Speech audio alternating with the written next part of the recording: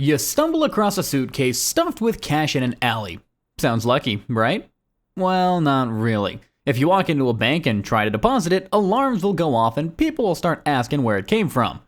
To actually use it, you need to make it look like it came from a normal, safe place. That is money laundering, and today I'll be explaining it to you like you're 5 years old. And by the end, you'll get why bad guys have to clean their dirty money and the tricks they use to do it. Alright, let's talk about money laundering. It sounds like something you do with your allowance in the washing machine, doesn't it? The spoiler alert, it's not. Money laundering is basically when bad guys or grown-up bullies get money from doing bad stuff. Maybe they sold a whole bunch of imaginary cookies that no one bought, or they had a secret forbidden toy store. This money, because it came from breaking the rules, is called dirty money. It's like you played in the mud all day and then tried to get into a fancy party. Your clothes are dirty, your hands are covered in mud, and everyone can tell that you've been up to no good. Nobody wants to give you a fancy juice box with muddy hands. So the problem for these rule breakers is that they have all this dirty money, but they can't just go out and buy a giant bouncy castle or a super fast spaceship with it. And why not? Because if they suddenly show up with a brand new shiny spaceship that costs $1 gazillion, and everyone knows that they only ever cleaned their room once, people will get suspicious. Grown-ups who watch over money, like a serious school principal watching over your lunch money, will ask, "Where did you get that money, buddy?" They'll want to see a receipt, and if you can't show them one for a legitimate job, well, there's a problem. That's why dirty money is a problem. It's hard to spend without someone asking questions, and those questions can lead to big trouble. So, the whole point of money laundering is to take that muddy, dirty money and make it look clean and sparkly, like it came from a perfectly normal grown-up job, like selling actual lemonade or helping people with their taxes. It's like taking those mud-covered clothes, throwing them in a pretend washing machine, and making them look like they just came from the dry cleaners. That pretend washing machine is money laundering. Now, there are 3 main steps to this pretend washing machine. And think of it like a 3-part plan to trick everyone into thinking your muddy money is perfectly clean. These steps are called placement, layering, and integration. Now, don't worry about those big words, we'll break them down soon enough. Let's start with the first step, placement. This is like getting the dirty mud onto the clean floor without anyone noticing. It's about getting the dirty money, which might be a huge pile of cash from selling those imaginary cookies, into the regular grown-up money system. You can't just walk into a bank, which is like a super piggy bank run by grown-ups, with a giant bag full of cash like that and say, "Here, put this in my account." The people at the bank, who are like very careful librarians for money, would look at you funny. They'd ask where all that money came from, and if you can't tell them a good story that makes sense, they get suspicious. So, what do the bad guys do? They try to put the money in little bits, so it doesn't look like too much. It's like trying to hide a whole bunch of tiny pebbles in your pocket instead of carrying one giant rock. They might break up the big pile of dirty cash into smaller piles and put them into different bank accounts, or even accounts at different banks so that no single deposit looks too big and scary.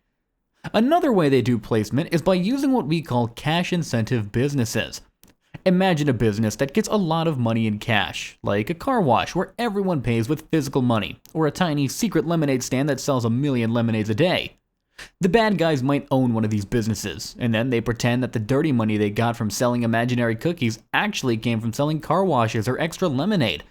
They mix their dirty money with the real money, clean money from businesses. So, if their car wash only made $10 in real car washes, they can put another $100 of dirty money on it and say that it all came from the car washes themselves. They're placing that dirty money into the system. It's like putting your muddy shoes into a clean shoebox at the front door and hoping that no one notices the mud when you walk in. The money is still dirty, but it's now inside the house, so to speak. And this is the riskiest step for them, because it's when the dirty money first touches the clean money world. It's the most likely place for the watchful grown-ups to notice the mud. Now, once the dirty money is placed into the system, it's time for the second step, layering. This is where the real washing machine magic happens.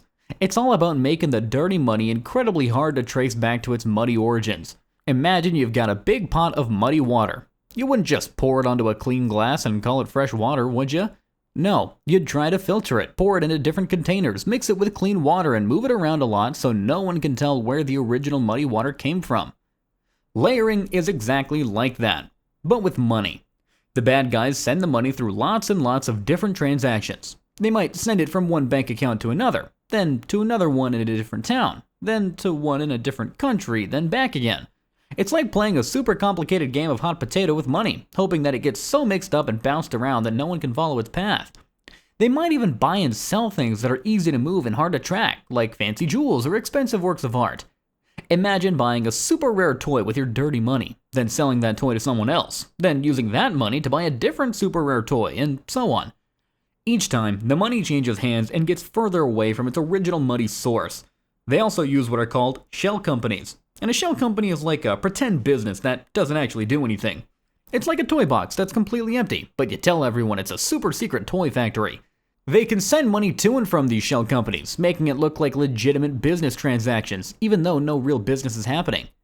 This creates lots of layers, kind of like an onion, making it very hard for the grown-ups to peel back all the layers and find the original dirty money underneath. It's like trying to find one specific grain of sand after it's been all mixed up with a million other grains of sand and blown around in a tornado. The more layers, the harder it is to follow the money and figure out where it really came from. This step is designed to confuse and hide. They want to make the money dance around so much that it loses its dirty fingerprints. And finally, we get to the third and last step, integration. This is the ultimate goal. After all that placing and layering, the dirty money, which has now been bounced around and mixed up so many times, finally looks completely clean. It's like your muddy clothes have gone through the washing machine and the dryer, and now they're fresh and folded, ready to wear to that fancy party. In this stage, the money is brought back into the regular economy, and it looks totally legitimate. The bad guys can now use this clean money to buy all the things they wanted in the first place, like that giant bouncy castle or the super fast spaceship, or even just a perfectly normal house or a fancy car. Because the money has been through the placement and layering stages, it now looks like it came from a perfectly legal source. Like they finally opened that successful actual lemonade stand or got a big bonus from their grown-up job. They might invest it in real businesses, buy expensive properties, or even just put it in their regular bank account to spend like anyone else. And this is where the money is integrated back into the system as legitimate funds. It means the bad guys can now enjoy the benefits of their dirty money without having to worry about those watchful grown-ups asking awkward questions. They have successfully tricked everyone. They've turned their muddy money into shiny, sparkling money. It's basically a magic trick, but a very illegal and serious one. The integration step is the payoff for all their complicated work. The money has been washed, dried, and folded, and now it's ready for show and tell. So, why do people do this? Well, because they want to use their money without getting caught. If you have $1 million from selling imaginary cookies, but you can't spend it without going to jail, what good is it?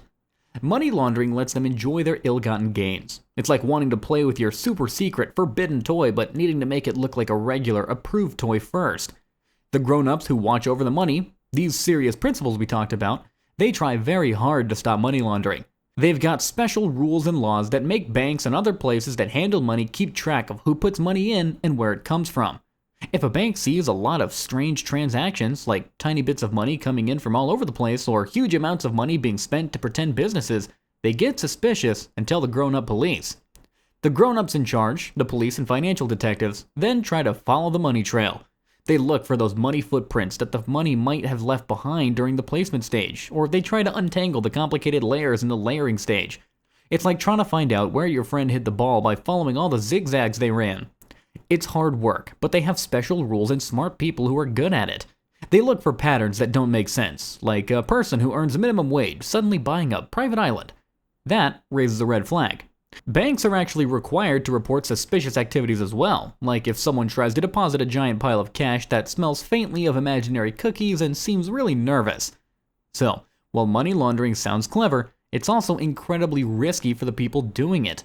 They're constantly trying to outsmart a whole team of people whose job it is to catch them. In short, money laundering is when bad guys try to make their money from breaking rules look like money from following rules.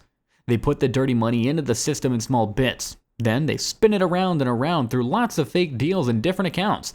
And finally, they bring it back so it looks perfectly clean and they can spend it.